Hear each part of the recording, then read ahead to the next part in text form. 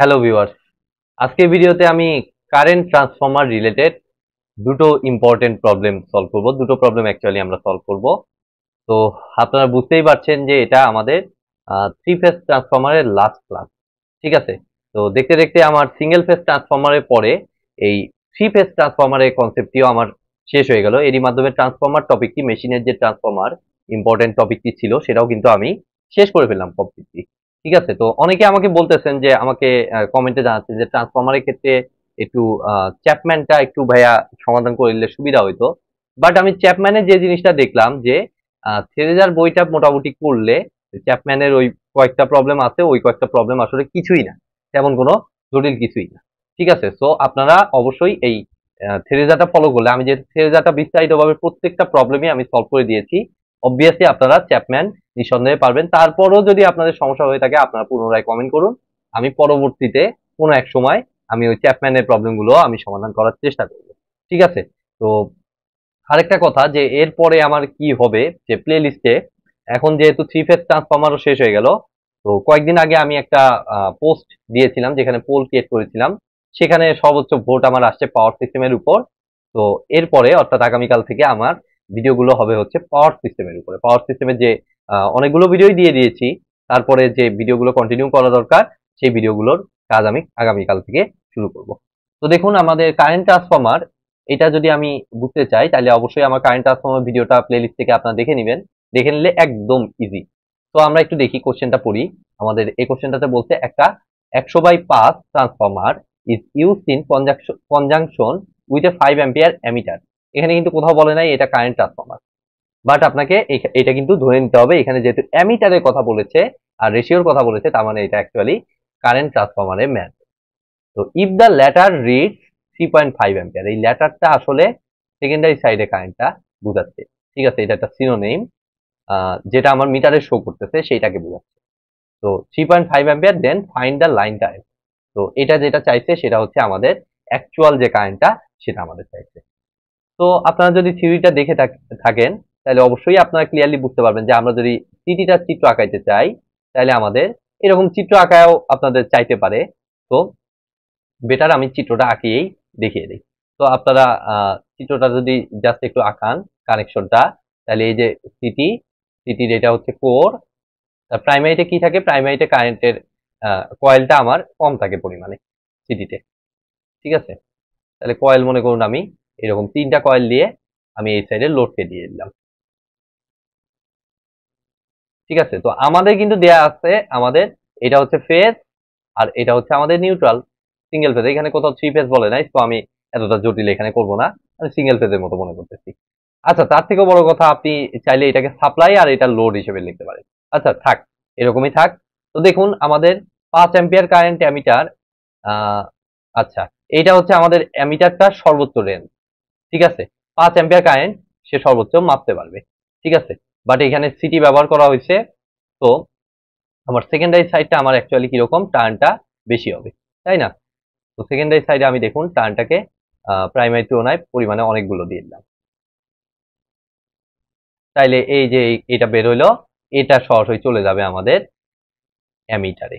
তো এখন দেখুন, এই অ্যামিটার রিডিংটা আমাদের দিয়ে দিচ্ছে, যেটা কিনা এই ল্যাটার রিডিং, সেটা হচ্ছে আমাদের কত, আমাদের এই রিডিংটা দিয়ে দিচ্ছে আমাদের 3.5 অ্যাম্পিয়ার। তাহলে এটা 3.5 অ্যাম্পিয়ার আর 100/5, তাহলে আপনি বুঝতেই পারছেন যে কোনটা 5 হবে আর কোনটা 100 হবে। অবভিয়াসলি এটা হবে 5, যেহেতু কয়েল কম, আর এটা হবে 100টা কয়েল। তাইলে এখন আমাদের লাগবে কি, আমাদের লাগবে এই সাইডের এই কারেন্টটা, যেটা হচ্ছে অ্যাকচুয়াল কারেন্ট। ঠিক আছে, তাহলে এই কারেন্টটাকে আমরা কি ধরবো, আমরা এই কারেন্টটাকে ধরে নিলাম আইপি, প্রাইমারি সাইডে কারেন্ট হিসেবেই ধরে নিলাম। তাহলে এই আইপি কারেন্টটা তাহলে আমাদের কত হবে, সিম্পলি একদম ইজি ফর্মুলা, সেটা হচ্ছে আমাদের সেকেন্ডারিতে কারেন্ট যেহেতু জানা আছে, এটাকে হুবহু লিখবো, তার সাথে টার্নস রেশিও গুণন। আর টার্নস রেশিওটাকে কিভাবে গুণন করতে হয়, অবশ্যই সেকেন্ড প্রাইমারি কারেন্টটা মাপতেছি, প্রাইমারিতে দেখতে পাচ্ছি কয়েল কম, মানে হচ্ছে টার্ন টার্ন কম, তার মানে হচ্ছে ভোল্টেজ কম, ভোল্টেজ কম মানে কারেন্ট বেড়ে যাবে। আর বেড়ে যাওয়া মানে উপরে হবে রেশিওটার বড় ভ্যালুটা, তার মানে সেকেন্ডারি ভ্যালুটা হবে উপরে, 100 হবে উপরে, আর নিচে হবে কত, 5। তাহলে অ্যাকচুয়াল কারেন্টটা হচ্ছে আমাদের লোডের ভিতর দিয়ে প্রবাহিত, অ্যাকচুয়াল কারেন্টটা হচ্ছে আমাদের 3.5 ইন্টু 100/5। ঠিক আছে, তাহলে এটাকে জাস্ট আমি গুণ করে দিচ্ছি 70 অ্যাম্পিয়ার আসতেছে। তো এটাই হবে এই কোশ্চেনের সলিউশন। একদম ইজি, জাস্ট আপনি কনসেপ্টটা বুঝবেন, এটা করা কোনো ব্যাপারই না, নাহলে এলোমেলো হয়ে যাবে, কোনটা বের করতে হবে, কোনটা প্রাইমারি সেকেন্ডারি, এগুলো নিয়ে কিন্তু গন্ডগোল হবে আপনি যদি কনসেপ্টটা ঠিক মতো না বুঝেন। তো দেখি আমাদের নেক্সট কোশ্চেনটা। এখানে এভাবেও চাইতে পারতো যে এই যে 70 অ্যাম্পিয়ারটা পাইলেন, এই কারেন্টটা কি প্রাইমারি নাকি সেকেন্ডারি, এটা কিন্তু আপনি এই ডায়াগ্রামটা বুঝলেই কেবলমাত্র আপনি বলতে পারবেন এটা প্রাইমারি নাকি সেকেন্ডারি। তো চলুন আমরা নেক্সট কোশ্চেনটা দেখি, আমাদের লাস্ট কোশ্চেন এই থ্রি ফেজ ট্রান্সফরমার টপিকটির। তো এখানে দেখুন বলছে it is desire to measure a line current of the order of 2000 ampere to 2500 ampere, অর্থাৎ এটা হচ্ছে আমাদের অ্যাকচুয়াল কারেন্টটা, লোডের ভিতরে প্রবাহিত কারেন্টটা, বাট স্ট্যান্ডার্ড অ্যামিটারটা আপনার দেয়া আছে হলো 5 অ্যাম্পিয়ারে, ঠিক আছে। তাহলে is to be used along with a current transformer, what should be the turn ratio of the latter, ঠিক আছে। অর্থাৎ এই কারেন্ট ট্রান্সফরমারটা টার্ন রেশিও লাগবে, by what factor should the ammeter reading be multiplied to get the line current in each case. প্রায় কাছাকাছি question turn রেশিওর। তো দেখুন আমরা কিভাবে অ্যানালাইসিস করবো, আমরা জাস্ট আগের মতো চিত্রটা আগে আঁকিয়ে নিব, একদম সিম্পল হয়ে যাবে। তাইলে আমাদের এখানে দেখুন আমি চিত্রটা আঁকিয়ে নিচ্ছি। আর কারেন্ট ট্রান্সফরমারে আমরা জানি এই সাইড দিয়ে আমাদের ইয়েটা কানেক্টেড থাকে, ফেজটাকে দিতে হয়, দেন আমাদের এই জায়গায় টার্নটা কম থাকে, দেন এটাকে জাস্ট আমরা কি কাজ করি, লোডের ভিতর দিয়ে প্রবাহিত করাই। এই যে ফেজ আর নিউট্রাল আমি দিয়ে দিলাম, ঠিক আছে, ফেজ আর নিউট্রাল। এখন এখানে কি বলছে, প্রাইমারিতে একবার 2000 অ্যাম্পিয়ার ধরতে বলছে, আবার 2500 অ্যাম্পিয়ারও ধরতে বলছে, মানে 2000 থেকে 2500 এই রেঞ্জের মধ্যে বলছে। তো আমি যে কাজটা করব যে ইন ইচ কেস বলছে, তার মানে একবার 2000 অ্যাম্পিয়ার ধরবো, একবার 2500 ধরবো। তো মনে করলাম যে আমরা প্রথম ক্ষেত্রে এটাকে ধরলাম, 2000 অ্যাম্পিয়ার আমার লোডের ভিতর দিয়ে প্রবাহিত হচ্ছে, তাহলে টার্ন রেশিওটা কত হবে, তাহলে টার্নটা অবশ্যই আমরা জানি যে সেকেন্ডারিতে টার্নটা বেশি থাকবে, ঠিক আছে, যেটা আমাদের বেসিক ক্লাসে আমরা দেখেছি।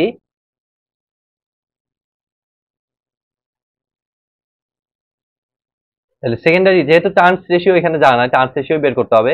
তাহলে সেকেন্ডারি অ্যামিটারের ভিতর দিয়ে আমরা অ্যাকচুয়ালি এখানে কত কারেন্ট ধরবো, এখানে বেসিক্যালি আমরা ধরবো হচ্ছে এর সর্বোচ্চ কারেন্ট, যেহেতু অন্য কোনো ভ্যালু দেখুন দেয়া নাই, অর্থাৎ 5 অ্যাম্পিয়ার অ্যামিটার দিয়ে কতটুকু পসিবল সেই জিনিসটাই চাইছে। তো আমাদের সেকেন্ডারি কারেন্টটাকে এক্ষেত্রে আমরা ধরে নিব কত, 5 অ্যাম্পিয়ার। তাহলে প্রথমে যে ফার্স্ট কেসের জন্য আমাদের টার্নস রেশিওটা দেখুন হবে,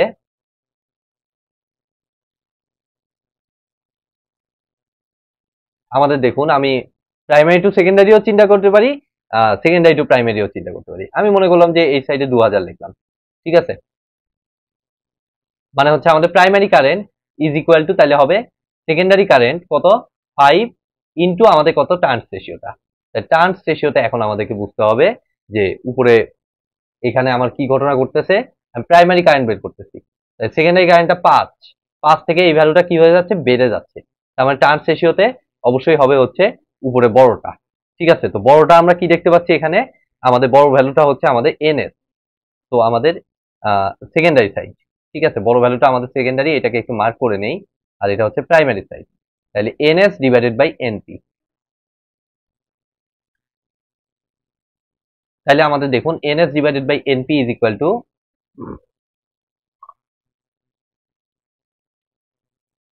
2000/5, 2000/5 হিসাব করলে দেখুন আমার আসতেছে 400, মানে 400:1 বলতে পারি।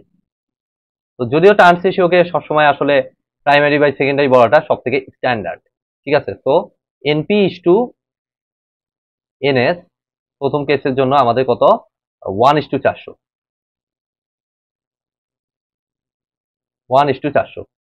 আর কি বলছে, what factor should the ammeter reading be multiplied to, তাহলে দেখুন 5 অ্যাম্পিয়ার আছে, তাহলে কোন কত ফ্যাক্টর গুণ করলে আমাদের মাল্টিপ্লিকেশন ফ্যাক্টরটা কত হবে, দেখুন 5 অ্যাম্পিয়ারের সাথে এই 400 গুণ করে দিলেই তো আমার এই 2000 অ্যাম্পিয়ার চলে আসতেছে। দ্যাট মিনস এই মাল্টিপ্লিকেশন ফ্যাক্টর সংক্ষেপে আমি এমএফ দ্বারা প্রকাশ করলাম, এটা অ্যাকচুয়ালি কত হবে আমার, সিম্পলি এই ফ্যাক্টরটা হবে হচ্ছে আমার 400। তো এই মাল্টিপ্লিকেশন ফ্যাক্টরটা আমাদের এমএফ, এম তে মাল্টিপ্লিকেশন আর ডটের পর এফ তে হলো ফ্যাক্টর, তাহলে এটা হবে আমার এই ক্ষেত্রে 400। এবার আসুন সেকেন্ড কেস, তো সেকেন্ড কেসে কি চেঞ্জ হবে, সবকিছু সেম, জাস্ট 2000 অ্যাম্পিয়ারের জায়গায় এই ভ্যালুটা হবে আমাদের 2000 অ্যাম্পিয়ারের জায়গায় এই ভ্যালুটা হবে আমাদের 2500 অ্যাম্পিয়ার। এই দেখুন, তো 2500 ইজ ইকুয়াল টু, আমরা জাস্ট রিপিট করব সেম জিনিসটা। তাহলে 2500, আমি একটু এই রেজাল্টটা চেক করে নিচ্ছি, 1:400। হ্যাঁ ঠিক আছে, প্রথমটা ঠিক আছে। প্রথম ক্ষেত্রে, দ্বিতীয় ক্ষেত্রে আমাদের 2500 ইজ ইকুয়াল টু, এটা কিন্তু 5ই আছে, ঠিক আছে। তো 5 ইন্টু এনএস বাই এনপি।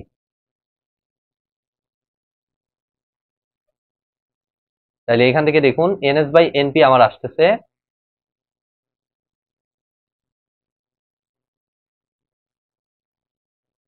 এখানে মনে হয় এটাকে এনএস প্রাইম, এনএস তো একই আছে,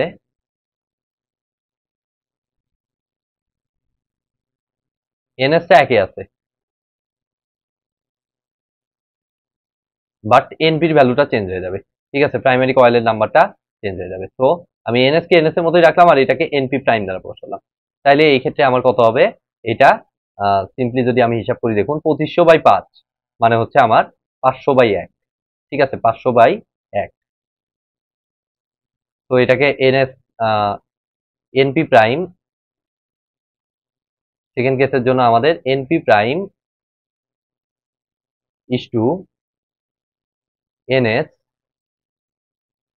ইজ ইকুয়াল টু আমার আসতেছে দেখুন 1:500। আর মাল্টিপ্লিকেশন ফ্যাক্টরও চাইছে, তাহলে মাল্টিপ্লিকেশন ফ্যাক্টরটা দেখুন 5 এর সাথে 500 গুণ করলেই আমার 2500 চলে আসে। তো এই ক্ষেত্রে আমার মাল্টিপ্লিকেশন ফ্যাক্টরটা আমার হচ্ছে, এটা প্রাইম দ্বারা প্রকাশ করলাম, তাহলে এটা আমার হবে 500। সিম্পলি আমার এই ভ্যালুটা হবে 500। তাহলে এভাবে আমরা জাস্ট এই কোশ্চেনটাও সমাধান করতে পারলাম। আর পিটি রিলেটেড কোনো প্রবলেম অ্যাকচুয়ালি আমাদের থ্রেজার বইতে দেয়া নাই, যদি দেয়া না, কোশ্চেন বানিয়েও দেয় তাও কিন্তু আপনারা আমার যে বেসিক ক্লাসটা আছে সেটা দেখলেই কিন্তু খুব ইজি ভাবে বের করতে পারবেন। তো হয়তোবা সুইচ গিয়ার কোর্সে এই পিটি রিলেটেড ম্যাথ থাকতে পারে। তো আমার ট্রান্সফরমারে যেহেতু আর নাই, আমি নতুন করে আর ওগুলো কোনো ম্যাথ আমি অ্যাড করছি না।